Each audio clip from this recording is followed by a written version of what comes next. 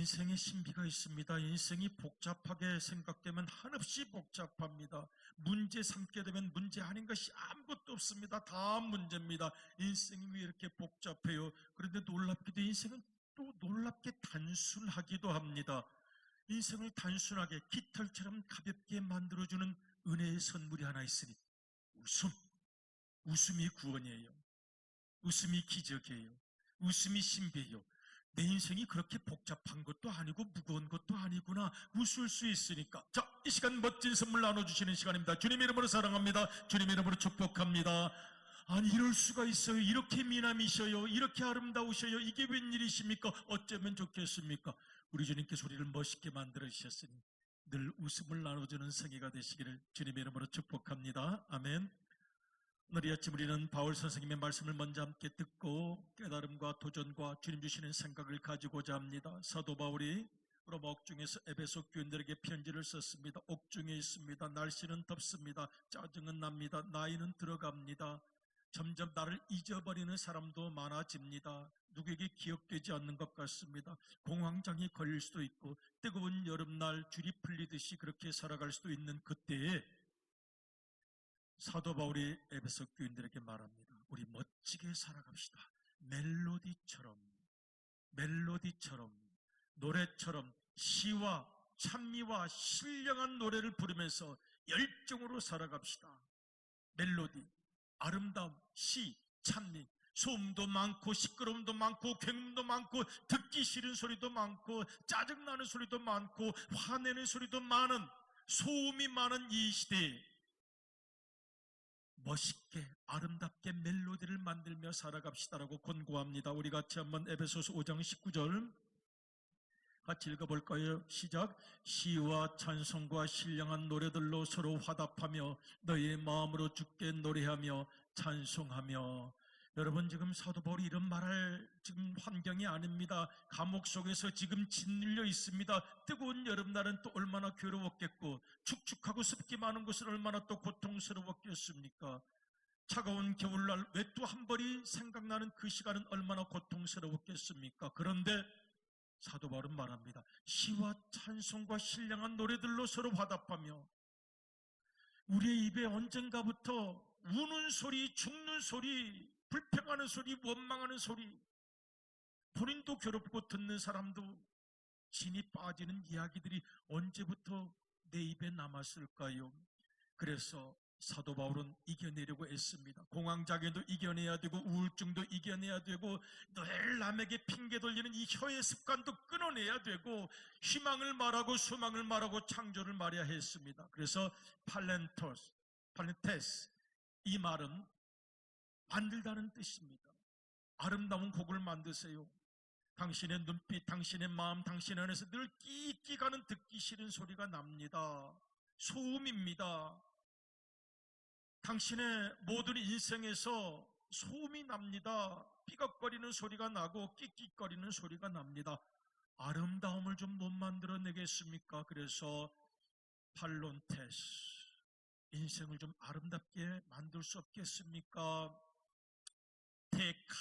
카르디아는 내 속마음을 말하는 거예요. 내 속생각, 인생 살아온 사연, 여기까지 내 영혼 깊은 곳에 남들은 몰라요. 그런데 내가 덮어놓은 게 있어요. 덮어놓은 걸 열어보면 상처, 아픔, 억울함, 이별, 사별, 이혼, 배신당함, 실패, 죄의 기억, 부끄러움 다 담겨있는 당신의 카르디아, 그 마음에서 더러운 것들은 다 내버리고 소음도 다 내버리고 토크리오, 예수님께 마지막으로 한번 아름다운 인생 바칠 수 없겠습니까?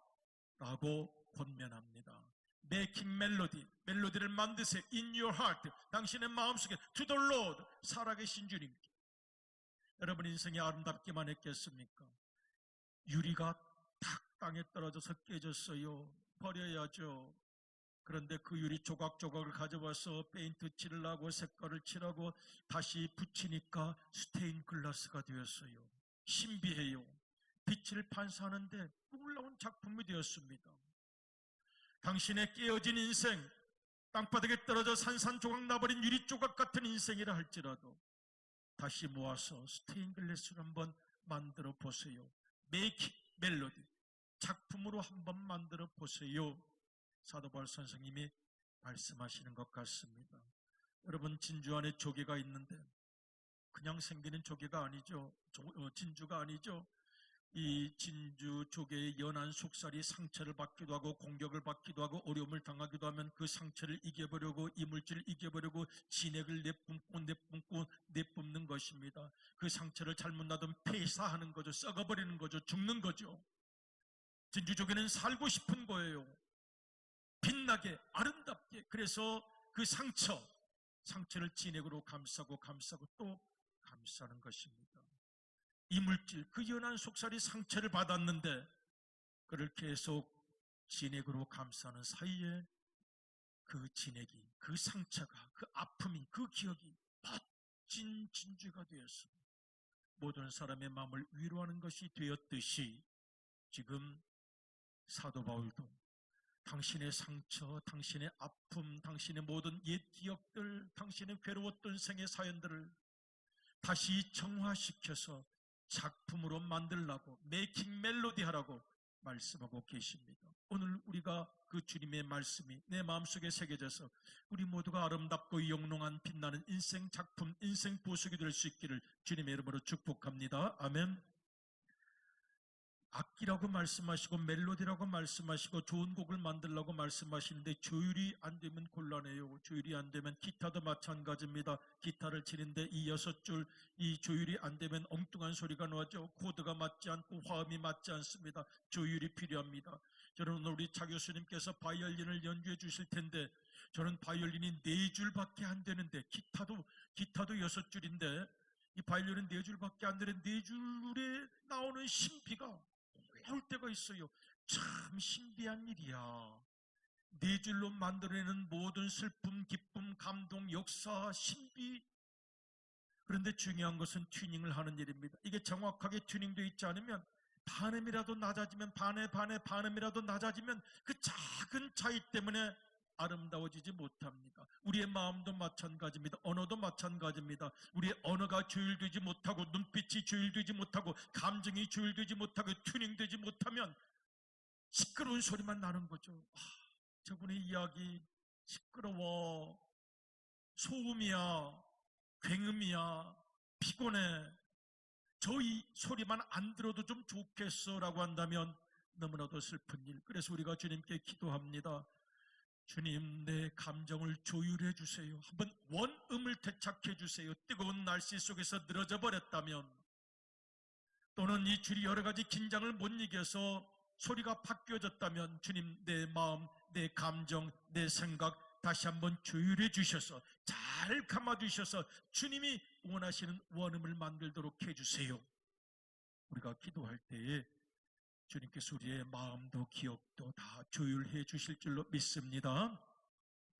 여러분, 줄이 다 팽팽하게 잘 감겨져 있으면 좋겠는데요.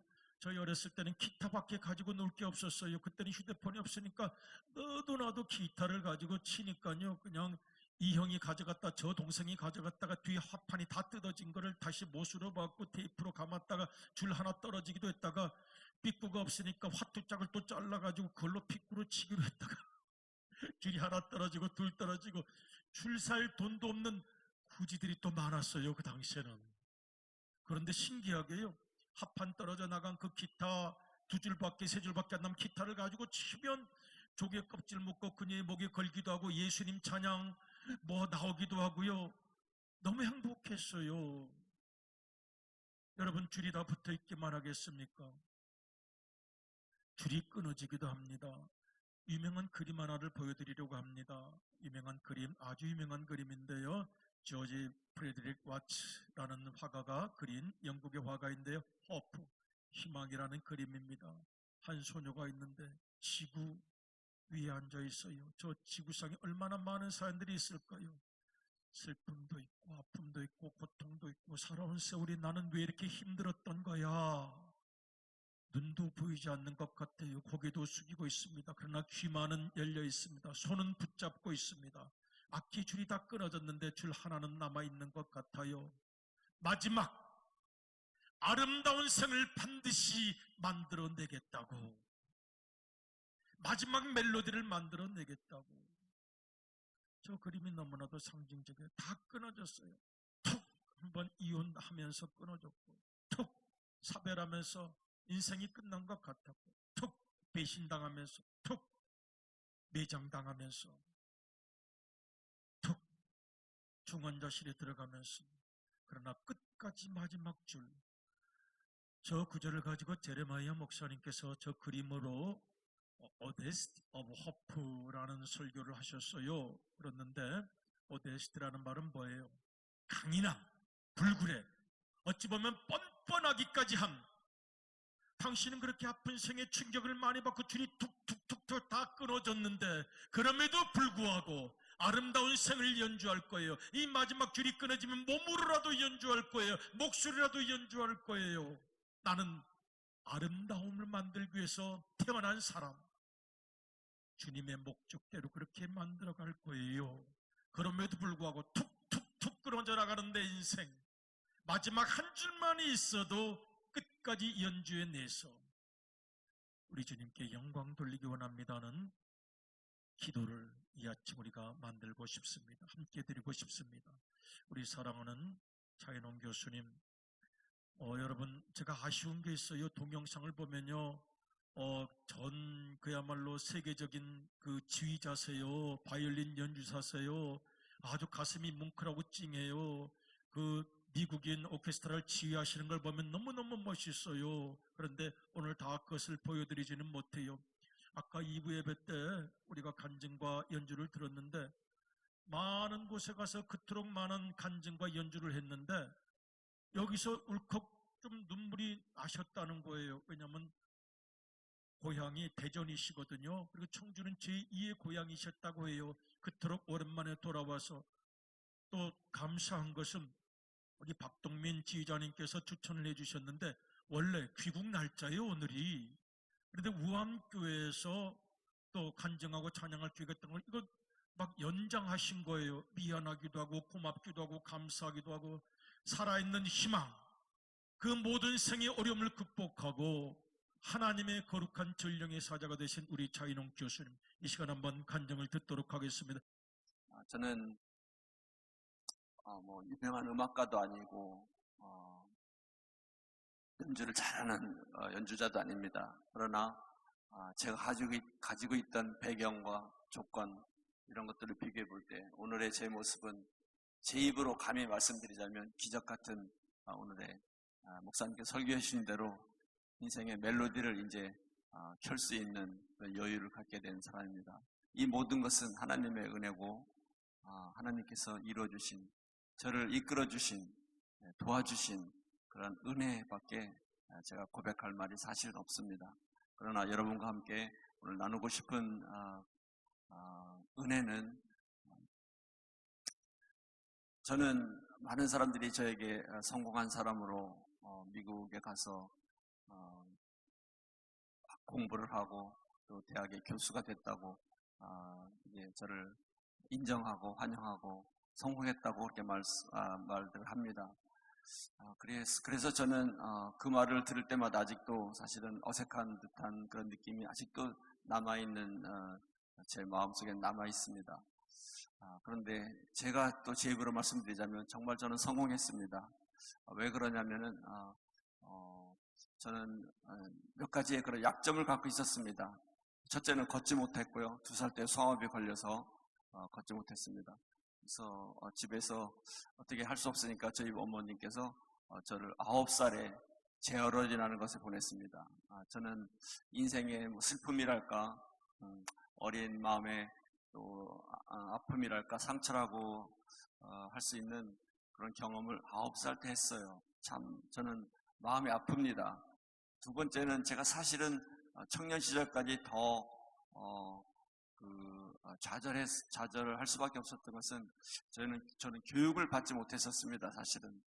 그래서 지금 제가 미국에 가서 대학 석사, 박사 학위까지 받고 미국 대학의 교수가 됐지 않습니까? 그래서 나름대로 최고의 학력을 가졌지만은 저는 24살에 검정고시를 통해서 독학으로 혼자 공부를 했습니다. 그래서 1년, 2년 만에 중학교, 고등학교 과정을 패스를 했습니다. 그리고 미국을 유학을 가게 됐는데요. 그때까지 저는 24살 때까지는 저는 학력이 하나도 없었습니다. 학교를 문턱에도 가보지 못했습니다. 그런 것이 저에게 얼마나 큰 어떤 주눅을 들게 했고, 과연 나는 이 삶을 정말 사람답게 살아갈 수 있을까? 제대로 살아갈 수 있을까? 그건 불가능할 거다. 이렇게 저 스스로 판단을 내렸던 그런 시절이 오래 기간 있었습니다. 그래서 주변에 대학을 다니는 학생들이 많이 있었지만 전혀 부럽지도 않았어요. 나하고는 전혀 관계없는 학교를 다니는 친구들, 이렇게 생각했지, 나도 대학을 다니고 싶은데 왜 나는 못 다니까, 이런 불만이랄까 부러움도 사지 못할 정도로 제 삶의 교육이라고는 정말 연관을 시키지 못했던 그런 삶이었는데, 지금 어떻게 됐습니까? 미국 대학의 교수가 되지 않았습니까? 이것은 정말 제가 생각해도 믿기지 않고, 많은 사람들이 저에게 기적 같던 일이라고 이야기하지만 저도 그때마다 고개를 끄덕이는 부분입니다. 네, 그랬고 또 음악을 한다고 하면서 사실은 부모님의 뒷받침을 전혀 받지 못했습니다. 그래서 간단히 말하면 저를 가르쳐주신 선생님들이 많이 계셨는데, 지역의 선생님도 계셨고 서울에 유명한 교수님들도 계셨지만, 저희 부모님께서는 한 번도 공채 레슨비라고 해서 그 선생님들을 찾아가서 인사한 적도 없고 레슨비를 드린 적도 없이 이렇게 참 많은 분들의 사랑으로, 그런 분들의 보수를 생각하지 않고 레슨비를 생각하지 않고 저를 가르쳐 주신 여러 선생님들, 교수님들에 의해서 제가 오늘까지 바이올린을 하게 되었습니다. 저는 엊그저께 또 대전하고 당진에서 큰 연주를 했습니다만은, 저는 음악가로서 지금 저보다 더 이상의 욕심이 없습니다. 발전을 더 하고 싶지 않다는 그런 이야기가 아니고요. 물론 음악하는 사람이든지 모든 분야든지 더 잘하고 싶고 더 잘하는 사람들하고 경쟁하고 싶고 부럽고 이런 욕심을 내야 되지 않겠습니까? 물론 세상에 제 주변에도 얼마나 저보다 바이올린을 잘하는 사람들이 많이 있겠습니까? 젊은 사람부터 참 많이 있습니다. 그렇지만 저는 한 번도 부러워하지 않고 비교하지 않습니다. 왜요? 저는 이런 환경 속에서 제가 오늘 이만큼까지 음악가로서 이만큼의 바이올린을 할 수 있는 사람이 됐다는 것은 저에게는 과분하고도 과분합니다. 그래서 저보다 잘하는 실력가가 있다고 해서 저의 실력과 비교하고 싶지도 않고요. 제가 가지고 있는 만큼은 세계 최고의 실력이라고 해도 과연 틀리지 않다고 저는 생각을 하고 있습니다. 이런 속에서 오늘 이렇게 왔습니다. 많은 사람들이 저에게 사랑을 베풀어 주셨고요. 이렇게 형편도 어렵고 모든 것이 열악했는데 어떻게 미국에까지 가서 공부를 하고 이렇게 성공했을까? 그것은 하나님께서 보내주신 그 많은 사람들을 만나게 됐습니다. 제가 누구 찾아가서 저 좀 한번 도와주세요, 저 한번 레슨 좀 받게 해주세요, 도움이 필요합니다. 저는 성격적으로도 그렇게 할 수 있는 성격이 아니었고, 처지나 모든 환경이 누구에 가서 부탁할 수 있는 사람이 아니었습니다. 저를 위해서 누구한테 부탁해 준 분들도 주변에 없었습니다. 그런데 어떻게 된 일인지 제 삶에는 어렸을 때부터 오늘까지, 오늘 이 순간까지 늘 제게 필요한 사람들이 저를 찾아와 주십니다. 저는 이것을 깨닫지 못했지만 지금은 분명하게 말씀드릴 수가 있겠습니다. 고백할 수가 있겠습니까? 하나님께서 저를 이끌어 주시는 과정 속에 모든 그 천사 같은 사람들을 그때그때마다 보내주셨습니다. 사람은 약점이 없는 사람이 없는 것 같습니다. 저에게도 이렇게 큰 약점이 있었는데,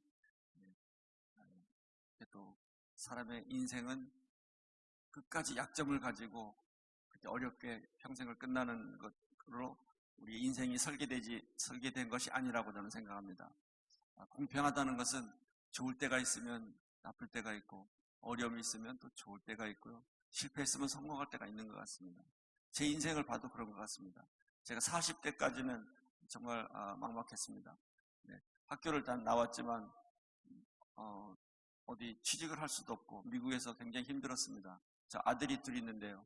그래서 제가 박사학위를 받고 나서 1년간 미국에서 취직을 해보려고 오케스트라라든지 대학 교수 될 생각은 아예 꿈에도 계획에도 없었습니다. 자신도 없었고요. 제가 24살까지 학교도 가보지 못하고 영어도 못 배운 사람이 독학으로 공부를 중고등학교 패스를 했는데 영어를 잘하면 얼마나 잘하겠습니까? 미국 가서 열심히 하긴 했습니다만은 그거 좀 부족하지 않겠습니까? 그래서 미국에 가서 어떻게 내가 교수를 할 수 있다는 생각은 박사학위를 갖고도 꿈에도 생각하지 않았습니다. 단지 오케스트라에 하고 싶었는데 1년 동안 노력을 했는데 다 실패했습니다. 너무너무나 벽이 높더라고요. 그래서 제가 아들이 중학생이 되고 둘째 아들이 초등학생인데 제가 정말 괴로운 결심을 했습니다. 어느 기자가 저한테 물었습니다. 인생에서 언제가 제일 괴로웠습니까? 기자가 물었는데 저는 그때를 이야기했습니다. 그래서 박사학위를 마치고 1년이 지난 후에 제가 음악을 포기하려고 했습니다. 음악을 정말로 제가 독할 때는 나름 독한 사람이거든요. 그래서 음악을 포기하자. 음악을 포기하고 제가 치과 기공을 배우려고 했습니다. 치과 기공사를 알게 돼서 치과 기공을 배우기로 다 하고 그렇게 하려고 했습니다. 근데 어느 순간에 이 지금 가 있는 대학의 공고가 제 눈앞에 컴퓨터에 떴습니다. 저는 그런 공고를 보려고 찾아본 적도 없었거든요. 저는 사람들이 믿지 않는 친구들은 저보고 이상한 소리 한다고 할지 모르겠지만 저는 그 화면을 하나님께서 보여주셨다고 생각합니다. 그래서 다른데 미국 대학의 교수 신청을 해본 적이 원서를 내본 적이 없습니다.